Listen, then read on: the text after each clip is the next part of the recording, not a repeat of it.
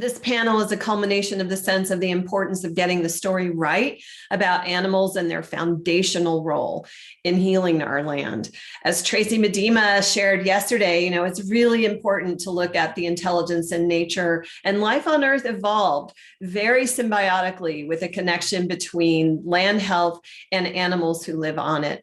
We have 3 amazing leaders from companies that are literally setting the tone for how to work in harmony with farm animals to give them best lives, and a 4th who's really helping create that clarity about what is humane for the lives of animals on the landscape. We're grateful to have Lisa Mabe, the founder and CEO of Green Purse PR, and also marketing communications for the Savory Institute's Land to Market program, moderating this conversation. So I really am excited to welcome Vital Farms, Applegate, Teton Waters Ranch, and GAP, the Global Animal Partnership, to this conversation, and welcome to the stage. Thank you. All right, happy Earth Week. It's a whole week now. In fact, it's really a whole month as well to celebrate Earth Week, Earth Day. It's every day anyway. We're going to focus on some of the good news stories regarding how some farms, companies, and organizations are improving the lives of farm animals and telling those stories like you just saw in the videos in the marketplace. And certainly the folks we have on our panel represent companies and organizations who are helping lead the charge on doing better by the planet, doing better by people, and farm animals alike. So let's jump right in so we can cover up as much territory as possible.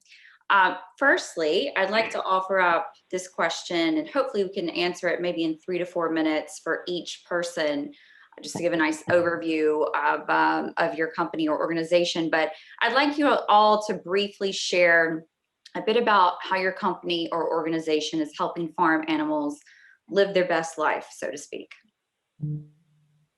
And Anne, if you want to take that one first. Sure. Good afternoon, everyone. As Lisa and Delvin introduced me, I'm the Executive Director of Global Animal Partnership. For those of you that don't know about GAP, as we're commonly known, we are a multi-tier program. And what's unique about that is it means it's not a one-size-fits-all program. And we're really about continuous improvement. So people can come into the program at whatever level, as long as they meet a base set of requirements, all of the standards that we have, and then it provides them a roadmap for change. And we began in 2008. We were spun out of Whole Foods Market. We're now an independent organization and have been since 2008. We have standards for beef, pork, chicken, turkey, lamb, bison, laying hens, and soon to be dairy and farm salmon. We are third-party certified, and we're a little unique as well in that we just do standards and we accredit third-party certifiers to do the standard for us and administer that. In terms of scope, we certify around 416 million animals annually across 11 different countries. And we have worked really, really hard with not only our farm partners, but in trying to get as many businesses on board that can help with carcass utilization so that those farmers can be really successful. Thanks, Lisa. That's a lot of farm animals. That's amazing. Russell, would you like to go next? Sure. Thanks, Lisa. So Vital Farms was founded in 2007. And our founder, Matt O'Hare, believed that there could be a better life for farm animals. And he saw the biggest opportunity was with laying hens, which at the time found themselves 95% of the time living in cramped cages. And so our impact on helping animals live their best life started with the choice to only produce eggs from chickens that are pasture raised with meaningful and verifiable outdoor access. And so the next thing he did was he worked with the predecessor organization to Certified Humane to develop the U.S. standard for pasture raising, because as we've seen and as the Teton Waters video so well called out, there's an awful lot of confusion and misleading terms and greenwashing out there. And so Matt felt it was important to bring a partner along who could vouch for the veracity of what we were doing. Today, what it looks like is we work with over 200 small family farms.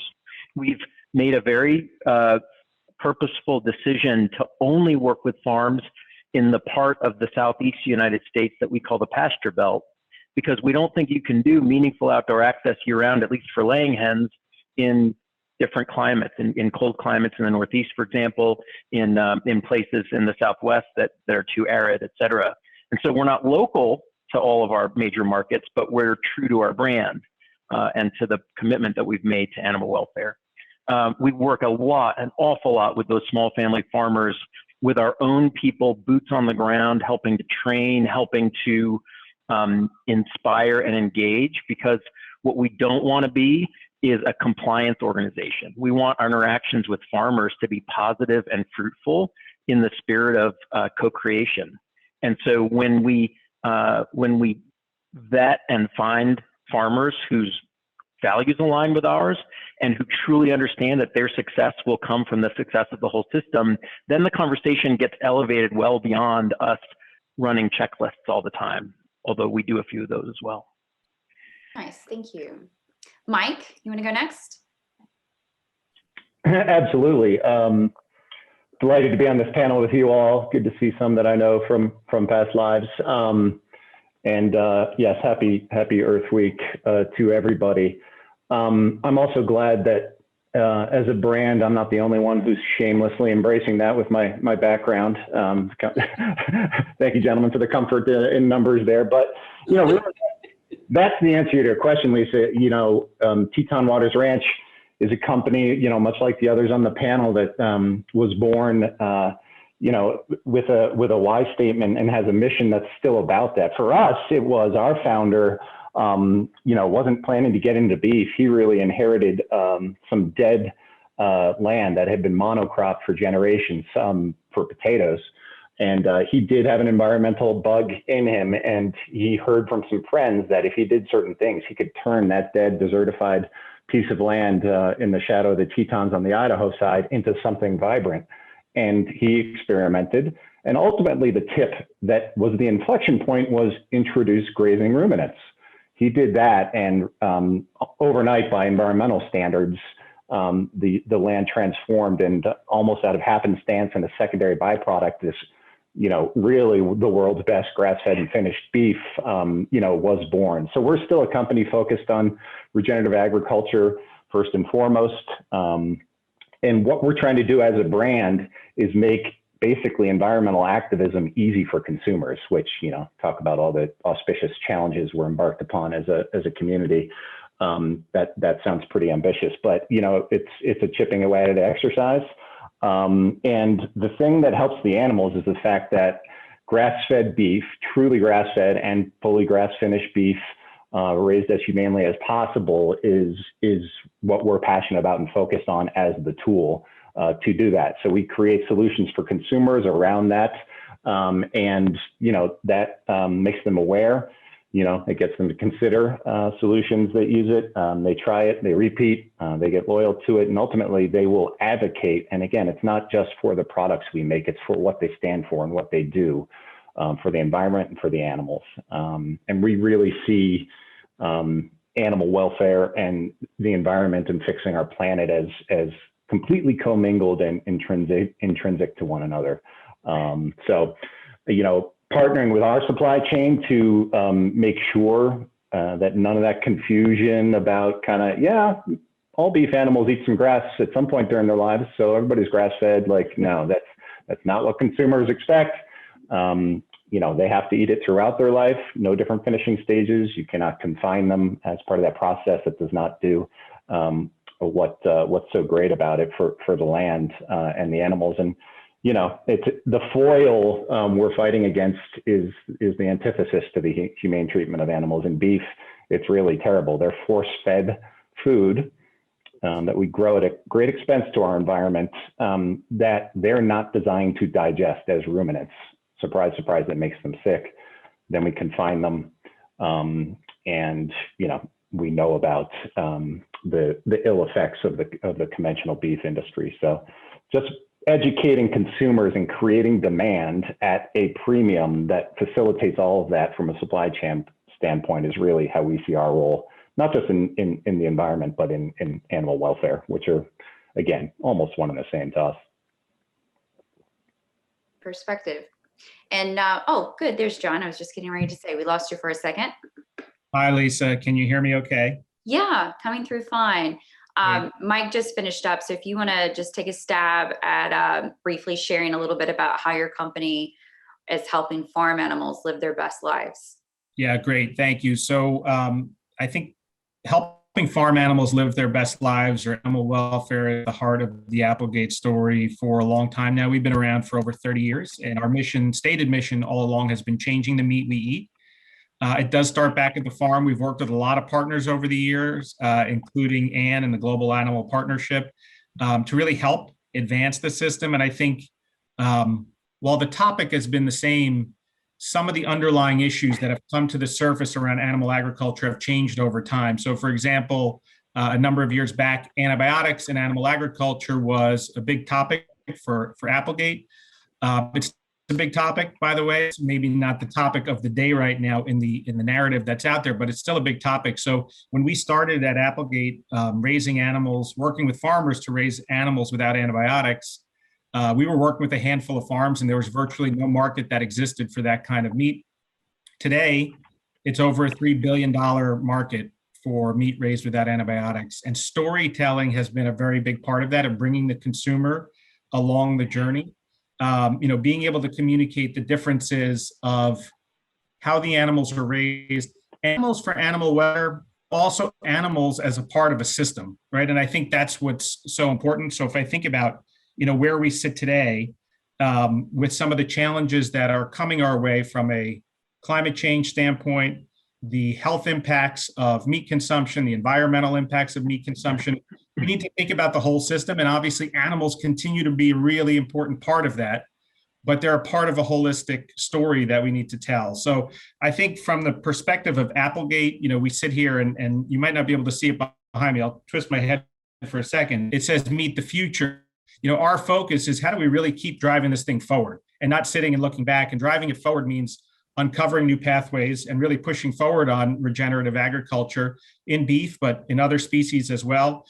So the last, comment I'll make about Applegate, and I think one of the things we can help with and talk about is we do have a business that spans across species. So we have a beef business, we have a chicken business, we have a pork business, and we have a turkey business.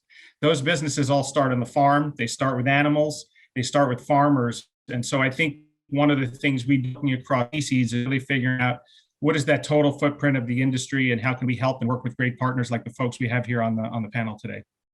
Very good. That was perfect, everyone. So I'll see how many questions we can get through. I have a few that are specific for each one of you, but then some that can apply to everyone, just depending on who has something they want to share. This is one I definitely want to cover off on, is business being a force for good, as was mentioned earlier in the summit today.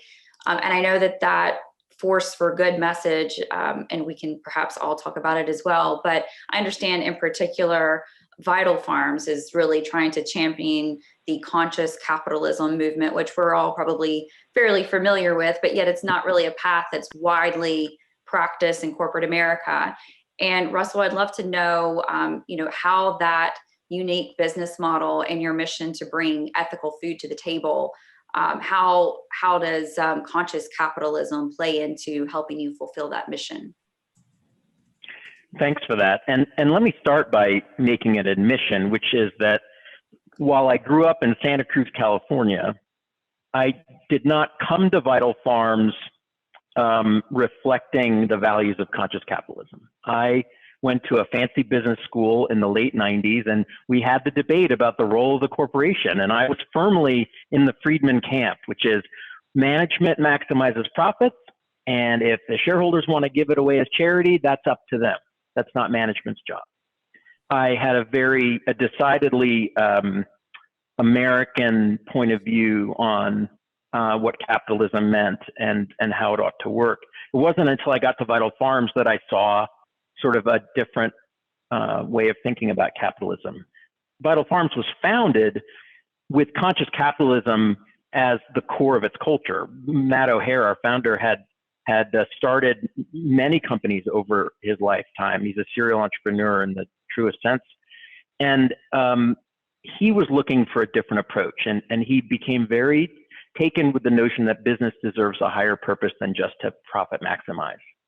And what I saw when I got here was that, and I came along in 2014, was that for the first time in my life, a company culture and a company's values were embedded in the daily activity. They weren't just written up on a wall to be dusted off once a week.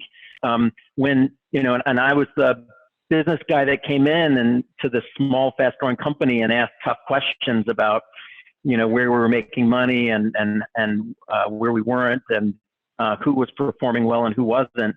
And all of those conversations started immediately with, well, what's the impact on our stakeholders? Let's talk about what it might mean for our customers, our employees, for the small family farmers we're working with.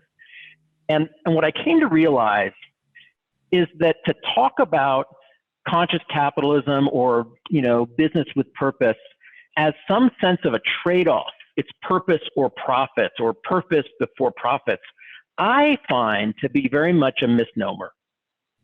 Because what I've seen is that when you take your stakeholders as true co-creators and you problem solve with them on the same side of the table, I believe you grow the pie. I believe you get to better outcomes. And so I don't think it's a trade-off. I actually think it's a more productive way to do business. It's, you know, I can take the mission-driven part of it and say, well, yeah, we attract and retain better people who are more highly engaged because they believe in that.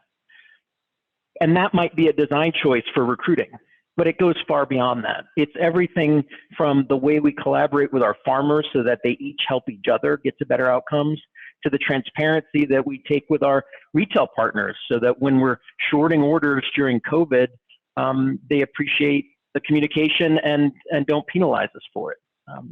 You know, that it is, I hang on to that as our right to exist, frankly. And when we make investments in things related to regenerative agriculture, when we make investments in things related to DEI, those are all driven by the needs of our stakeholders and their long-term sustainability.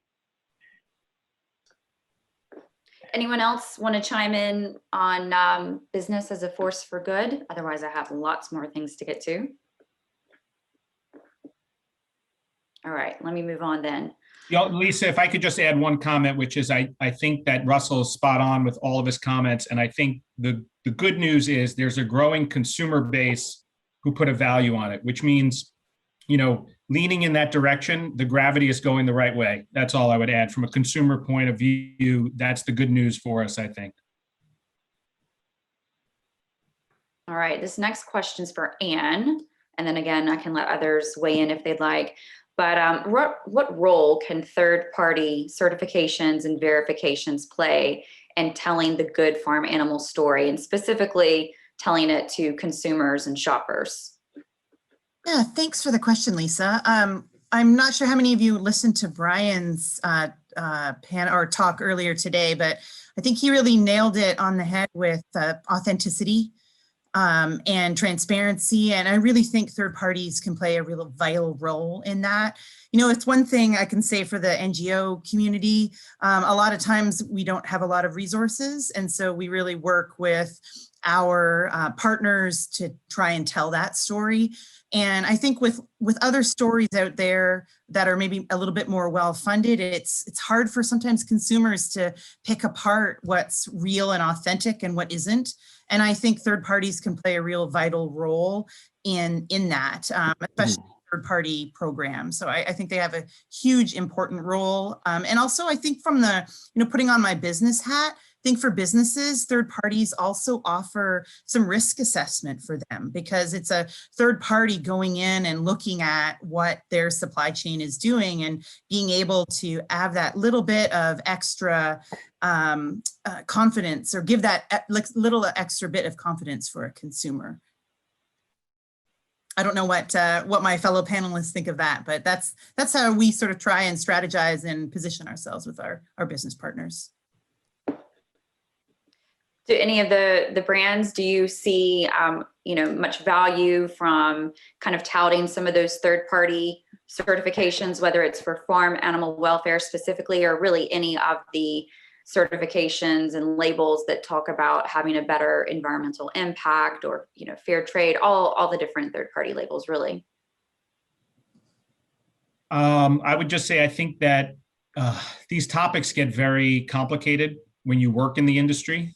And so for consumers, they're even more complicated, right? They don't spend as much time understanding standards and systems and verifications. However, I do think that certifications are important because we need to continue to have objectivity.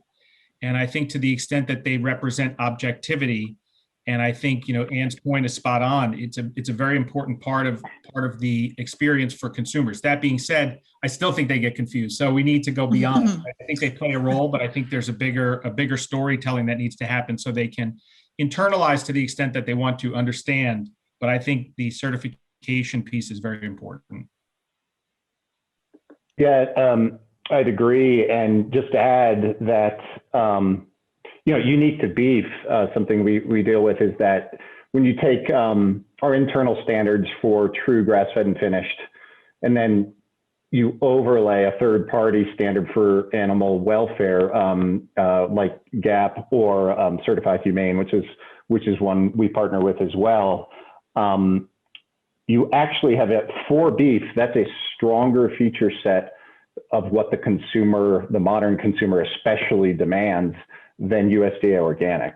And that's, the consumer has over, decades come to understand USDA organic as something very good. They're still not clear on exactly why, largely, but very good and as good as it gets in a lot of categories, and it is. But that's the complication, even with certifications, is they do mean different things situationally. And actually, unfortunately, beef can be certified organic, and the animal can be force-fed grains, and the animal can be not treated as humanely as it could be on its most unpleasant days. So, it's just important to commit and focus on that communication and keep chipping away at it. I think one other thing to add there is one of the things that we try to do too is really live that continuous improvement. So I think third-party programs are, we have to add value to our partners and to the farms that we work with as well. And I think that spirit of continuous improvement, we may have limited resources at times, but I think we can move just as quickly on that, sort of pushing the needle forward and really helping to drive that change.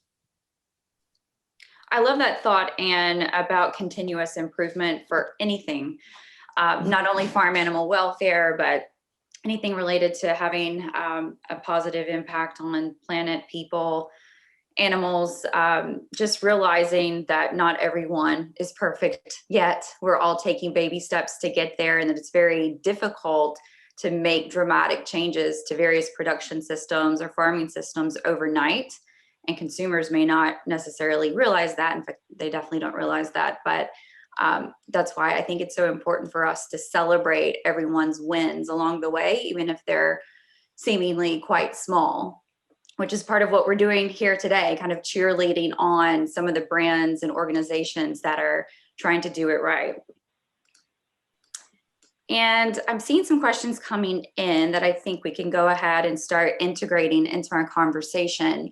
One here that I'm seeing, I believe this is from Trudy. Can you give some perspective on what percentage of meat consumed today is raised using your humane/regenerative methods, and how has this changed? Anyone want I can just weigh in on beef specifically, and then others are probably more qualified on broader animal protein. But yeah, I typed in the response, and it's difficult to think about because there's been a lot faster growth in grass-fed finished beef than the broader conventional beef industry for several years now. However, and I don't know if this is technically true for the humane piece of it as well, but grass-fed and finished claims meat is still around a 1 share of the over $100 billion conventional beef industry in the US. So, making progress, but the pie is very small, and as a sort of a challenger movement driven by challenger brands within an industry, that's why it's really important to, especially for brands that are mission driven and like-minded, cooperate more than compete, because there is a large foil there that is going to be difficult to change. But we can do it. But it's less than a 1 share for beef through one lens. For shell eggs at retail, in the natural and organic channel, places like Whole Foods and Sprouts, if you take pasture-raised eggs and free-range eggs, which is a tortured term, but let's call all the eggs that make some claim to outdoor access, it's over 50%, about 55% of the units of eggs sold in natural and organic claim outdoor access. And in conventional grocery, it's 6%. Interestingly, in the United Kingdom, last year, it was over 55% across the country in all channels. So we see a future when, there's a lot more awareness of food systems and a lot more willingness to vote with money for something better there. But we're hopeful that that's just a portent. Yeah, I don't have the numbers, but it's very, very, very small in the certification animal welfare piece. And it's one of the reasons actually that GAP has actually been looking to see if we can work with other organizations. And, a lot of us are single sort of attribute programs. And the more I think we can work together, instead of, like Michael said, instead of competing with one another and working together, I think we can have a much bigger footprint and really start to drive things forward. So we've been trying to look for those types of opportunities to work with others. Thanks for knowing what I meant by cooperate, which is maiming whatever it's supposed to be. All right, another question that I think we can go ahead and weave in is, are brands talking about regenerative farming, or for our topic, regenerative farming, plus also just better farm animal welfare as well? How is that message landing with consumers or shoppers? And I also want to filter into that conversation with regards to, talking directly with consumers and shoppers. If any of you have had the opportunity to connect with consumers on a level, and I'm sure some of you have, of either getting them out to the farm level, which I know is harder to do during pandemic days, but aside from that, getting them out to the farm and letting them see firsthand, because you got to keep in mind, as you know, a lot of consumers are not farmers, producers, ranchers. They don't have the knowledge and expertise to, in many cases, have a good understanding of, they can't really appreciate all these extra things that farmers and producers are doing. And if it's not directly at the farm, because that's not possible for everyone, although we'd love that, even, a virtual sort of experience where you can share your story directly with them and better communicate the message of regenerative farming or better farm animal welfare, or really anything that applies to doing better by the planet, people, and animals. Lisa, I could jump in for a moment and then let the others go from there. I would say, a couple of comments. One, there are divides, right? There was a question in the chat about economic divide. There's also a big urban-rural divide in our country. And I think your point is spot on, that many of our consumers on these businesses tend to be on the coasts, and a lot of the farming is happening in the middle of the country. And so it's almost like the distance from farming is getting greater, yet the consumers want change, but they really don't understand a lot of it. Now, of course, the next thing I'll just talk about is layers. We do have very educated consumers who understand a lot and want to go deep. And then we have other consumers who are really more focused on their kitchen table and kind of what they're putting down every day and what are the benefits to them. And you have everything else. So I guess principle, I would say from a storytelling standpoint, is we do need to tell stories that, have the farm side of it, to bring those who are interested and want to learn and really showcase the holistic story, which has a social piece, an economic piece, an animal piece, an environmental piece. But we also need to be able to boil that down in a very simple consumer language. So one example that is in our Applegate lore, that is always inspiration for us, is antibiotics in animal agriculture was a big complicated issue as to why the overuse of antibiotics was causing environmental and risk to human health. Our founder knew that, and he'd go and he'd talk about that in the right forums. But when he boiled it down to a consumer message, what he used to say is, would you sprinkle antibiotics on your kid's cereal every day? It just doesn't make sense, right? And that's how we're treating our animals. So you do need to be able to span from one end to the other, and that's really where our consumers are. I think what John said is spot on. The challenge we've got is that we make 100 choices every day that we believe are right for the whole system, including animal welfare and the environment. And we nerd out on all the stats, right? Michael had in his video, Mike talked about carbon sequestration and the amount of carbon that's produced on a farm. But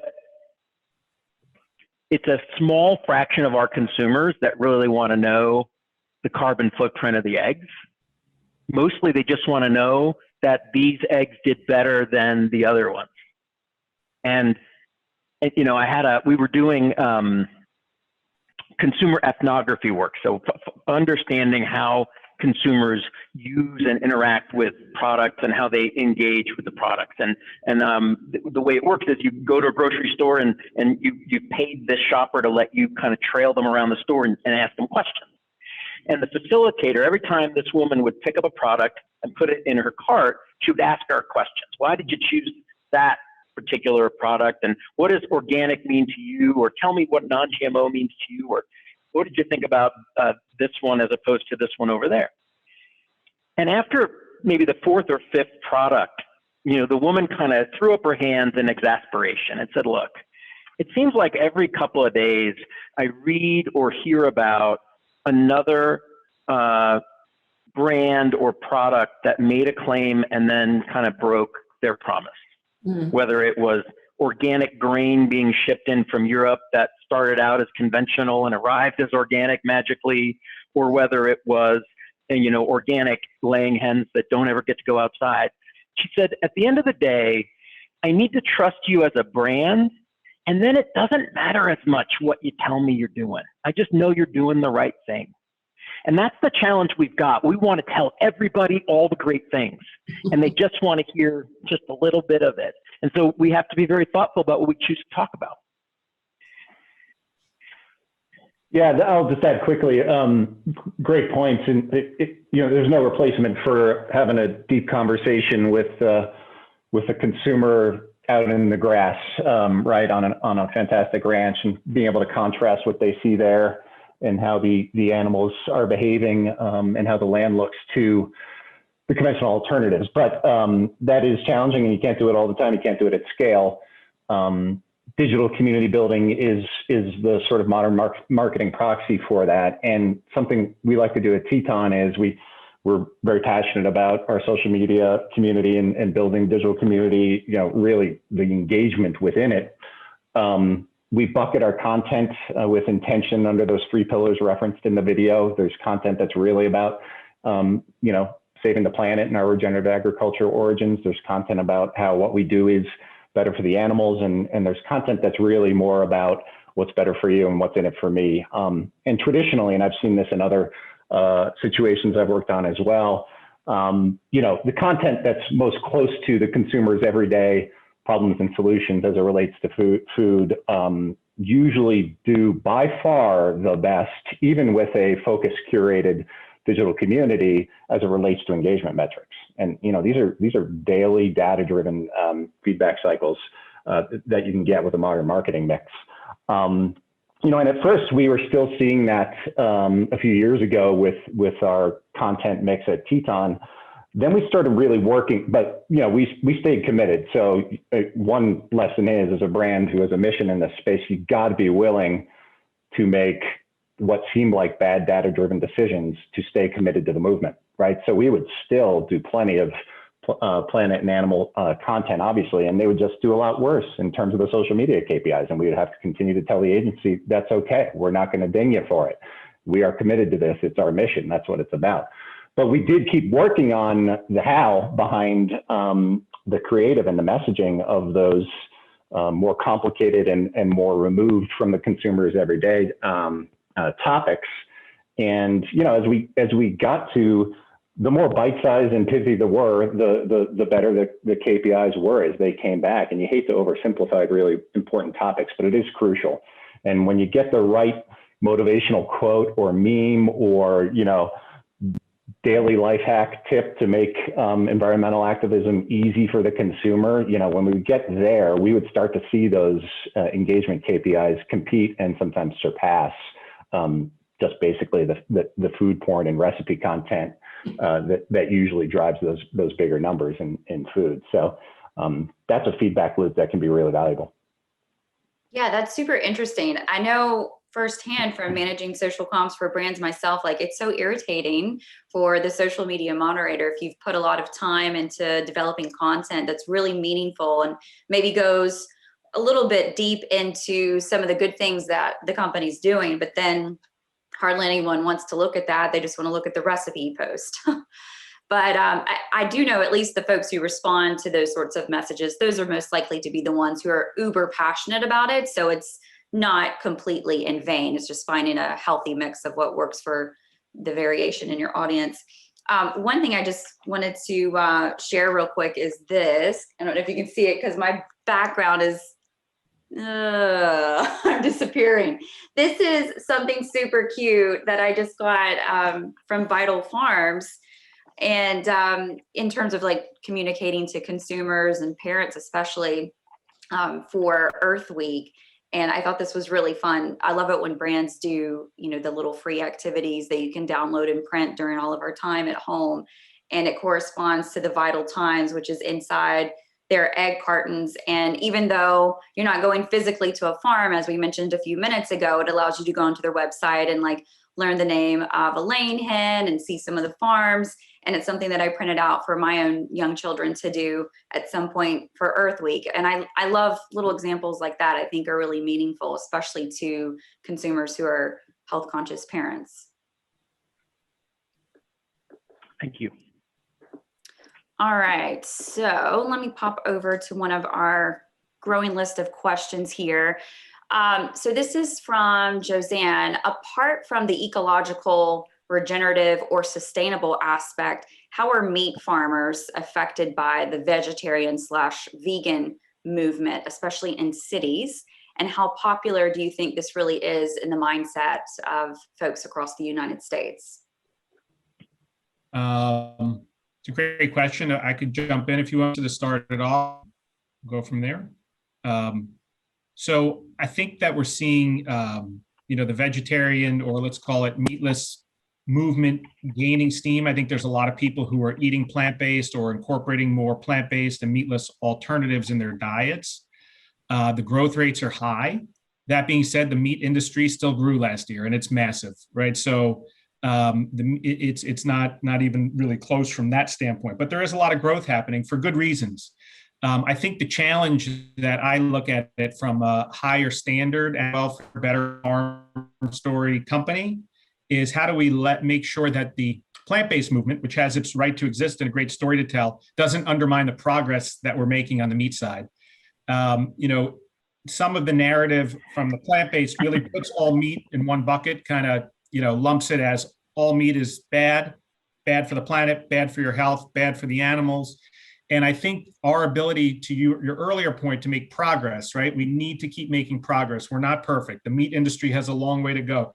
Even our brands have progress to make. We know that, but we need to keep making progress. And we need to make sure our brands remain healthy, continue to tell those stories, and continue to invest in innovation, continue to invest in scaling regenerative agriculture. There's a lot to learn and a lot to do there. So from my point of view, you know, what I want to make sure of is that we have a competing narrative coming from animal-based agriculture to tell a very important story that animals and plants live together in the system. They have for a long time. They need to continue to thrive together in the future so we can have, you know, a very healthy agriculture system, healthier foods made from real meat, real plants together.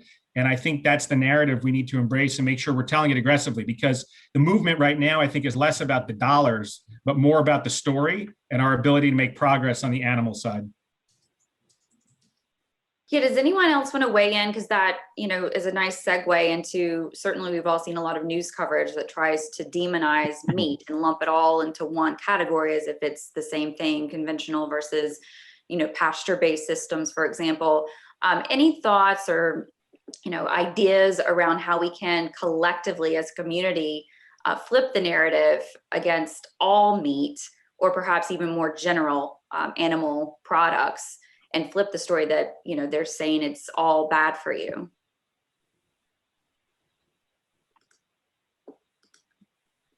Yeah, I mean, I'll jump in, and I don't know how incremental my point is to John's. I agree with everything you said. Because one of the most discouraging things I've seen recently was, and it was ridiculous. It was infighting between plant-based players, and it's like, what are you guys doing? Yeah, neither of you are perfect, but you're missing it here. And meanwhile, when you're done fighting with each other, you throw brands like Teton and Vital and Applegate under the bus, with the collective of massive conventional, agriculture. And, you're doing everybody a disservice in doing that. So it's just really important, like John said, to understand who the foil really is, and embrace anything that represents progress. And again, I've spent a large part of my career working on plant-based solutions and vegan products. And, a lot of people didn't understand how I could go from that to working at a meat company. And by the way, John's done that himself. But when you think it through, it's like, guys, it's all better. And this is just about making the food system better. And they all have a role for different reasons for modern consumers. This grass-fed beef thing, might be a way to actually drive more change more quickly than some of the plant-based dairy alternative stuff I was working on. And it was, just as, if not more motivating from a mission and change agenda standpoint in that regard. So yeah, understanding the foil, keeping your eye on the mission, and partnering, and like I said earlier, even though I said it wrong, cooperating, whatever the phrase is, with people that are, the zero-sum game competition thing can't be part of what we do if we're driving modern food brands that are helping the food system get better. I think, and I get the question a lot actually from the investment community, because they see the growth rates for plant-based alternatives. And I often get the question, will Vital Farms be rolling out a plant-based line of products? And, the truthful answer, I think, is that arguably they and we are trying to solve many of the same ills of factory farming and corporate agriculture. I think when the history books are written, they will likely find that there was a lot more damage done from plant-based alternative production, both as a food and as an agricultural product, than is widely perceived today. And the facts will speak for themselves, right? Mike will tell a carbon sequestration story with facts and data, and at some point, somebody who, maybe in an NGO, or maybe in a UN climate organization, might say, you know what, there's a difference. Maybe some cows are okay. Maybe they can support our climate goals. And maybe a food company who's who has hundreds of laboratory scientists working on innovation as opposed to animal welfare experts, maybe it's just creating a new generation of factory food under the guise of better environmental footprint. So I think it's early days, and I think that we're all trying to scratch the same itch. We're all trying to be the same change. I think we may actually have a more credible claim to it. All right, so we're about to run out of time, but I wanted to give you all the opportunity to share any advice that you may have for others. Think of other companies in your specific product category, or just anyone here in the community at large that are either looking to start their journey into letting farm animals live their best life, so to speak, or also beyond that, starting to tell those good farm animal stories. Any advice on how to start that journey?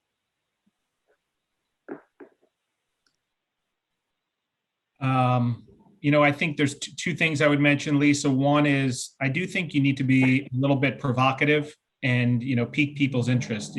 Some of these topics, as I mentioned, people want to go deeper. Sometimes you need to draw them in. So we have some ads in our past at Applegate that were very provocative, and actually caused some, let's call it discomfort with certain groups, right? But what? It raised the topic and it got people talking, and that's what we needed to do. So I would say that's one thing I would leave it with. And the second thing is just making sure we always remember accessibility as an industry. We don't want these things to be concepts and products from on high. The more we can bring it down to look, hot dogs, sausage, scrambled eggs, right? How do we make sure that the products are accessible? We get as much distribution as we can, get the economics to the best place we can so people can afford them and buy them. It's easy sometimes to get really wrapped up the high level storytelling. Accessibility is just such an important part. So we're inviting more and more people into the movement. I couldn't agree more, John. We talk at Vital Farms about bringing, ethical food to the table at scale. That there's always a higher standard to be had, frankly. But we're not having much of an impact if consumers can't afford it or if they can't get it in their local store. And so we're constantly challenging ourselves to have the most impact while keeping prices and economics sustainable for consumers and farmers alike. And so the advice I would give somebody that wants to have an impact like this is don't let perfect be the enemy of meaningfully better. And that's kind of where we challenge ourselves to live every day. I would just briefly, and then Ann, over to you, say, if you're a company that's not doing things towards these trends, you'd better start doing it. You'd better at least start diversifying in that regard. And, as you do it, do certain things, silo them separately, have different sort of goals for the business goals, but different ones. Make sure you keep the ethos, if it's an acquired brand, whole and authentic, and you don't suboptimize the really important things about how they procure and the brand they're building. But if you haven't started, you better get started quick, because any good strategy will tell you this isn't just where the puck is going in food. It's already there. The modern consumer insists, and the numbers are shifting before our eyes.